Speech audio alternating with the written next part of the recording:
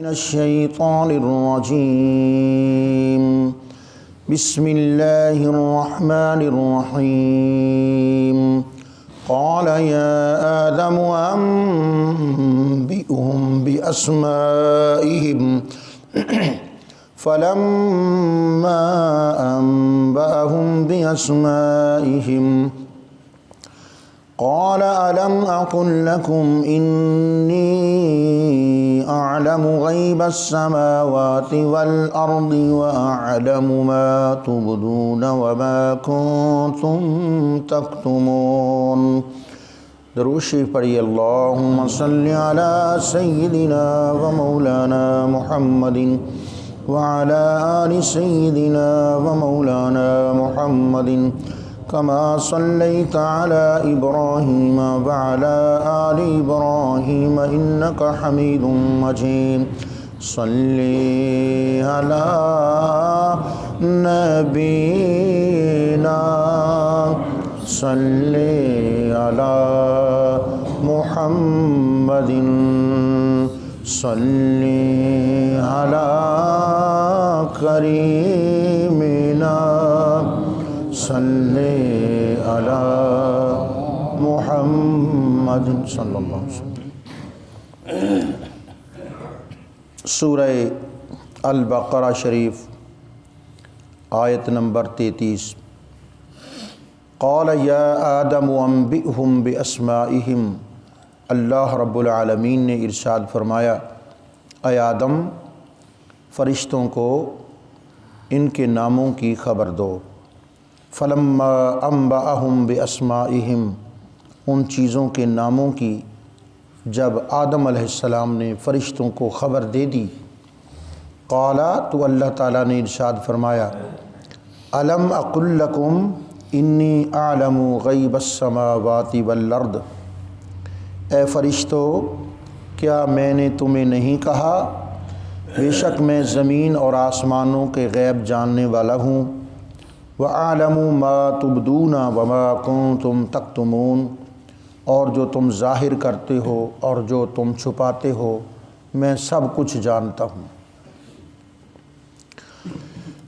ارشاد فرمایا، اے آدم ان فرشتوں کو وہ چیزیں جو ثم عرضهم علی الملائکہ، جو فرشتوں کے سامنے پیش کی گئیں، ان چیزوں کے نام بتاؤ، کیا نام ہیں ان کے؟ فلما انبأهم باسمائهم، تو آدم علیہ السلام نے جتنی چیزیں پیش کی گئیں ہر چیز کا نام بتا دیا، دنیا کی ہر زبان میں وہ کیا چیز ہے، کیسے پیدا ہوتی ہے، کب پیدا ہوتی ہے، اس کی تخلیق کے مراحل کتنے ہیں، یہ کس موسم میں پیدا ہوتی ہے، کن چیزوں کے مرکب سے یہ بنتی ہے، اعلیٰ حاصل قیاس، اسی طرح آگے چلتے جائیں۔ ہر چیز کا تفصیلی علم حضرت آدم علیہ السلام کو اللہ نے دیا، اور اللہ رب العالمین کے ارشاد فرمانے پر آدم علیہ السلام نے ہر چیز کا تفصیلی جائزہ پیش فرمایا بتوفیق الہی۔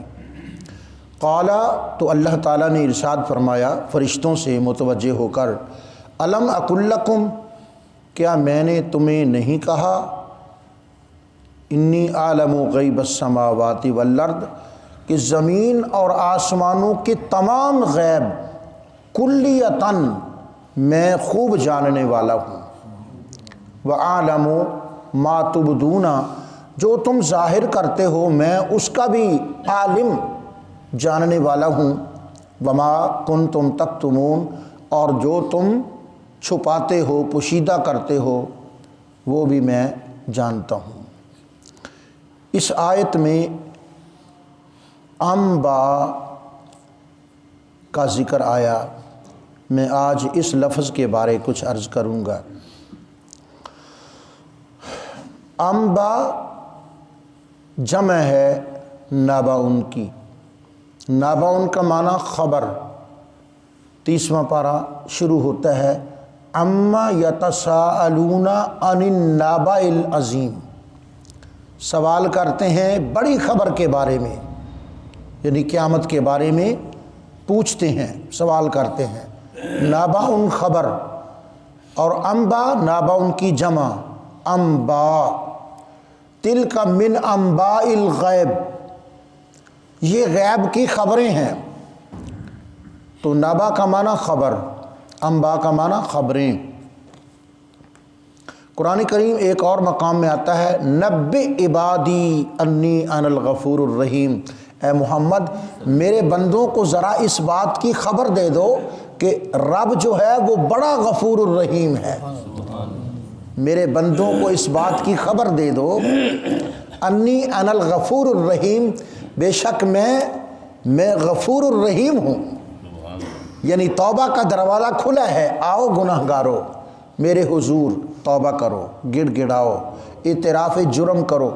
دنیا کی عدالتوں کا طریقہ کار کہ اعتراف جرم کرو تو سزا ہوتی ہے، اللہ رب العالمین کے دربار کا قانون کیسا پیارا ہے کہ جو آ کر اعتراف جرم کرتا ہے اس کو اللہ بخش دیتا ہے، اور اس کی مہربانیوں کے انداز بھی بڑے نرالے ہیں۔ سورہ الفرقان کے آخری رکوع میں چلے نا تو دل جھوم جاتا ہے، واہ رحیم تو کتنا ہی رحیم و کریم ہے۔ فرمایا الا من تابا، پہلے فرمایا گناہ گاروں کو سزا ہوگی، پھر فرمایا الا من تابا، مگر جو شخص توبہ کر لے گا، وآمنا، اور سچے دل سے ایمان لے آئے گا، وعمل عملا صالحا، اور پھر ساری زندگی یہ ٹھان لے گا، ارادہ مسمم کرے گا، پختہ ارادہ کر لے گا کہ اب میں گناہ کے قریب بھی نہیں آؤں گا، وعمل عملا صالحا، تو پھر ہوتا کیا ہے، پھر خدا تعالیٰ کی رحمتوں کے سارے سمندر جوش میں آ جاتے ہیں۔ فرمایا فَأُولَئِكَ يُبَدِّلُ اللَّهُ سَيِّئَاتِهِمْ حَسَنَات، میں پھر ان کے گناہ معاف ہی نہیں کر دیتا بلکہ ان کے گناہوں کو بدل کے نیکیاں بنا دیا کرتا ہوں۔ جی نبی عبادی، میرے بندوں کو اے محمد ذرا خبر دے دو اس بات کی، انی انا الغفور الرحیم، میں بڑا ہی غفور الرحیم ہوں۔ سبحان اللہ۔ تو نبی خبر دے دیجئے، خبر دے دیجئے۔ تو لفظ نبی کا کیا معنی ہوتا ہے؟ یا ایہا النبی، یہ بار بار کلام حکیم میں آیا، یا ایہا النبی اذا طلقتم النساء، یا ایہا النبی لما تحرم ما احل اللہ لک، اور یا ایہا النبی انا ارسلناک شاہدا ومبشرا ونذیرا۔ یا ایہا النبی، اے غیب کی خبر بتانے والے۔ نبی کا معنی خبر بتانے والا نہیں، خبر تو اخبار بھی بتاتا ہے، ٹی وی بھی بتاتا ہے، ریڈیو بھی بتاتا ہے، ہر باہر سے آنے والا ہمیں باہر کے حالات کی خبر دیتا ہے۔ ہم یہاں بیٹھے ہیں، ایک آدمی باہر سے آتا ہے کہتا ہے جی آج بڑی دھند ہے، ایک خبر دیتا ہے کہ جی بارش شروع ہو گئی، تو ہر خبر دینے والے کو نبی نہیں کہا جائے گا، کسی خاص خبر دینے والے کو نبی کہا جاتا ہے۔ آپ دیکھتے ہیں آج سائنس کتنی ترقی کر گئی، ہم یہاں اپنے کمرے میں بیٹھے ہیں، میدان عرفات میں یوم عرفہ کے دن جو خطبہ حج ہو رہا ہے، ہم حجاج کرام کو میدان عرفات میں دیکھ بھی رہے ہیں اور خطبہ حج سن بھی رہے ہیں۔ دنیا کے آخری کونے کسی ملک میں میچ ہو رہا ہے، ہم اپنے کمرے میں بیٹھ کر رضائی میں لپٹے لپٹے وہ سارا منظر کھیل کا دیکھ رہے ہیں۔ تو کیا اس سیٹلائٹ کو نبی کہہ دیں کہ یہ خبریں دیتا ہے، اور ایسی خبریں دیتا ہے جو ہمارے کان تک نہیں پہنچ سکتی، بظاہر ہم دیکھ نہیں سکتے، ایسے مناظر ہمیں دکھا دیتا ہے، ایسی خبریں ہمیں سنا دیتا ہے، تو یہ سیٹلائٹ نبی ہوا؟ ہم دنیا کے سارے سیٹلائٹ کو عرض گزار ہیں کہ تم مہربانی کرو، ایسا نہ کرو کہ ہمیں تم کھیلیں دکھاتے ہو، تم ہمیں میدان عرفات کے مناظر، آپ اتنی مہربانی کریں، زیادہ ہزاروں میلوں کی بات نہیں کرتے، صرف سطح زمین سے 5 فٹ نیچے قبر میں میت کو ثواب ہو رہا ہے یا عذاب ہو رہا ہے، ذرا مہربانی کر کے یہ بتا دیں۔ سیٹلائٹ ہر چیز بتا دے گا، لیکن عذاب قبر کے مناظر، ثواب اور عذاب، کیفیت، وہاں کی دنیا، وہاں کے حالات بیان نہیں کرے گا۔ جو ایسے حالات بیان کرے اس کو کہتے ہیں نبی۔ تصور ہی نہیں، امکان ہی نہیں۔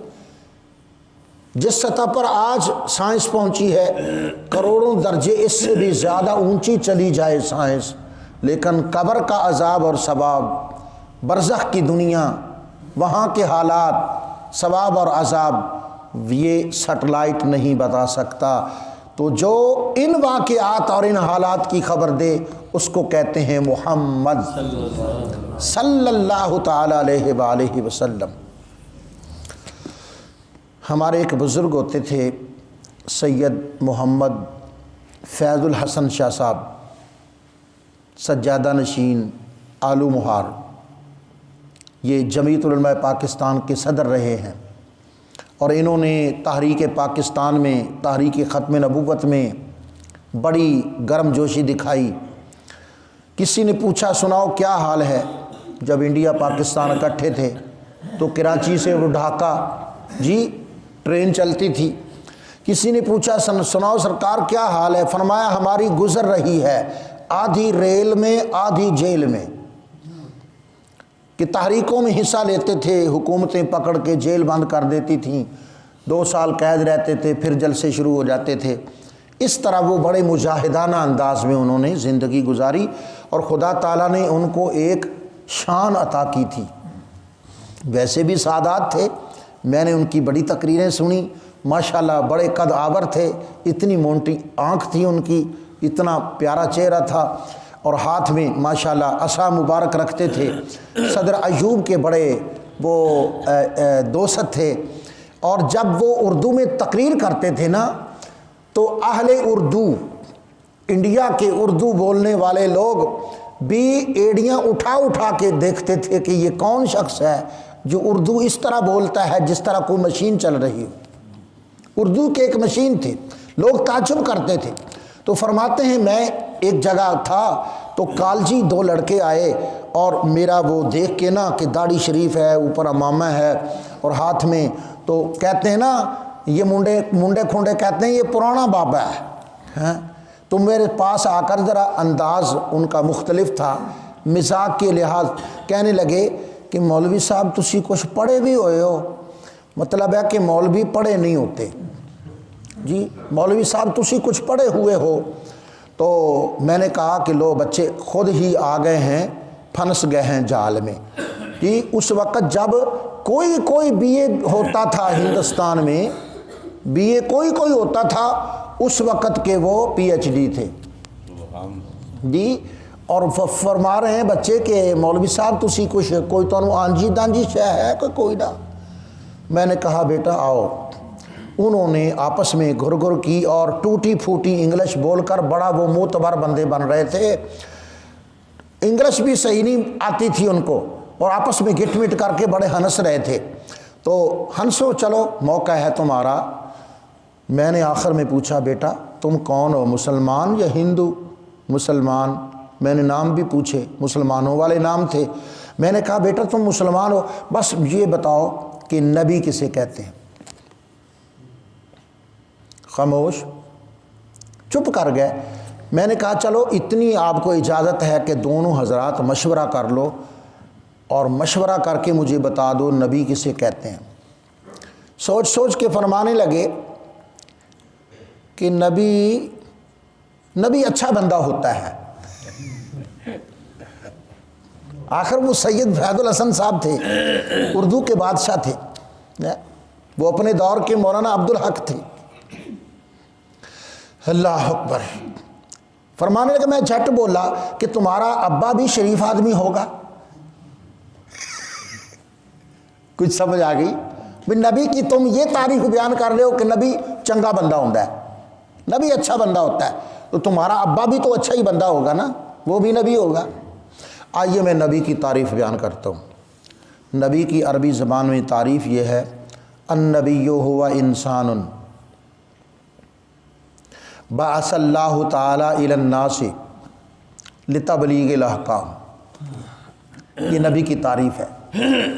النبی ہوا انسان، نبی انسان ہوتا ہے، نبی انسان ہوتا ہے، فرشتہ نہیں ہوتا، جن نہیں ہوتا، دیو نہیں ہوتا۔ انسان کہنے کا یہ مطلب ہے کہ نبی انسان ہوتا ہے، وہ نسل آدم سے ہوتا ہے۔ قرآن کریم میں اس پر رجل عظیم بھی بولا گیا اور لفظ بشر بھی بولا گیا، لفظ عبد بھی بولا گیا، نبی لفظ انسان بھی بولا گیا نبی پر۔ النبی ہوا انسان، آگے بعث اللہ، جسے اللہ مبعوث کرے، جسے اللہ ظاہر کرے، جسے اللہ بھیجے۔ کوئی شخص بھیجے وہ نبی نہیں ہوتا، کوئی ادارہ بھیجے وہ نبی نہیں ہوتا، کوئی حکومت بھیج دے وہ نبی نہیں ہوتا، کوئی تنظیم بھیج دے وہ نبی نہیں ہوتا۔ تو مرزا قادیانی کو خدا نے نہیں بھیجا، ایک تنظیم نے بھیجا، ایک حکومت نے بھیجا، ایک مسلک نے بھیجا، مذہب نے بھیجا، ایک سیاستدانوں نے بھیجا۔ وہ سیاسی گرو تھا، وہ سیاسی چیلا تھا جی، وہ کوئی نبی نہیں تھا۔ نبی وہ ہوتا ہے بعث اللہ تعالی، اللہ تعالیٰ خود جس کو مبعوث فرمائے۔ النبی ہوا انسان بعث اللہ تعالی الی الناس، لوگوں کی طرف وہ آتا ہے، کیوں؟